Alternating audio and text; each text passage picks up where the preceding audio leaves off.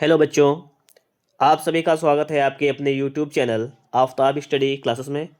आज की इस वीडियो में हम लोग बात करने वाले हैं सामाजिक विज्ञान क्लास 10 के लिए मोस्ट इम्पॉर्टेंट क्वेश्चंस के बारे में। और यहाँ पर आपके सामने क्वेश्चन लिखा हुआ है, सत्याग्रह का क्या अभिप्राय है?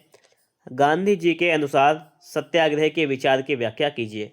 ये क्वेश्चन 2020, 23, 24, 25 में आया हुआ है, या इस प्रकार से क्वेश्चन आ सकता है।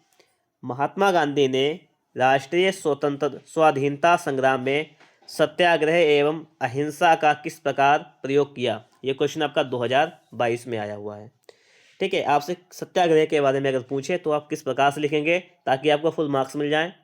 ठीक है, हमारी ये पूरी कोशिश है कि आपके लिए एक सटीक बेहतर आपको आंसर दिया जाए। इसका चलिए आंसर समझते हैं।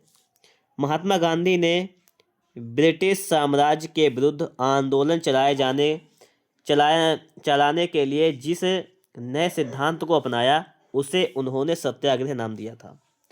तो पहले तो आप लोग ये समझ लीजिएगा सत्याग्रह किसे कहा, कि महात्मा गांधी ने ब्रिटिश साम्राज्य के विरुद्ध आंदोलन चलाने के लिए जिस नए सिद्धांत को अपनाया उसे उन्होंने सत्याग्रह नाम दिया। समझ गए आप लोग कि ब्रिटिश साम्राज्य के विरुद्ध आंदोलन चलाने के लिए गांधी जी ने जिस सिद्धांत को अपनाया था उसे क्या कहा? सत्याग्रह नाम दिया। सत्याग्रह के विचार में सत्य की शक्ति पर आग्रह और सत्य की खोज पर बल दिया जाता है। ठीक है, गांधी जी के अनुसार ये सारा क्वेश्चन है कि सत्याग्रह के विचार में क्या किया जाता है? तो सत्य की शक्ति पर आग्रह किया जाता है और सत्य की खोज पर बल दिया जाता है।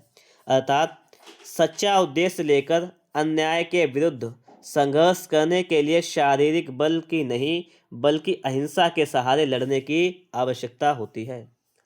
सच्चा उद्देश्य अगर आपका है तो कोई अगर आपके साथ अन्याय कर रहा है तो उसके विरुद्ध आपको संघर्ष करने के लिए आपको शरीर की ताकत नहीं बल्कि आपको अहिंसा, मतलब आप हिंसा ना करें, लड़ाई झगड़ा ना करें। ठीक है, अहिंसा के सहारे लड़ने की आवश्यकता होती है, मतलब कि आपको धैर्य की आवश्यकता होती है अहिंसा करने की। ठीक है, इसमें अंत में सत्य की जीत होती है। अब गांधी जी के शब्दों में है कि सत्याग्रह शारीरिक बल नहीं है। सत्याग्रही अपने शत्रु को कष्ट नहीं पहुंचाता, वह अपने शत्रु का विनाश नहीं चाहता। सत्याग्रह के प्रयोग में दुर्भावना के लिए कोई स्थान नहीं होता। ठीक है, ये महात्मा गांधी जी के शब्दों में कहा गया है। अतः अंग्रेजी शासन के विरुद्ध गांधी जी ने भारतीय जनता को एकजुट होकर संघर्ष करने के उद्देश्य से सत्याग्रह एवं अहिंसा का मार्ग चुन लिया। बात समझ गए आप लोग यहाँ पर? अब बात यहाँ पर यह है कि आप लोग क्वेश्चन में इसमें क्या इंपॉर्टेंट चीज़ है, किस प्रकार से लिखेंगे। अगर आप लोग इस लाइन को लिखते हैं गांधी जी के शब्दों में ये चीज़ कि सत्याग्रह शारीरिक बल नहीं है, सत्याग्रही अपने शत्रु को कष्ट नहीं पहुंचाता, वह अपने शत्रु का विनाश नहीं चाहता, सत्याग्रह के प्रयोग में दुर्भावना के लिए कोई स्थान नहीं होता। कामा इन्वर्टेड कॉमा लगा के इसे अगर आप लिख देंगे तो समझ लीजिएगा कि आपको बहुत ही बेहतर मार्क्स मिलने वाले हैं। और एक चीज़ पॉइंट यहाँ पर यह भी है, सत्याग्रह के विचार में सत्य की शक्ति पर आग्रह और सत्य की खोज पर बल दिया जाता है। ये आपके 2 पॉइंट बहुत इंपॉर्टेंट रहने वाले हैं। और आपको परिभाषा भी हो गई थी कि सत्याग्रह क्या होता है।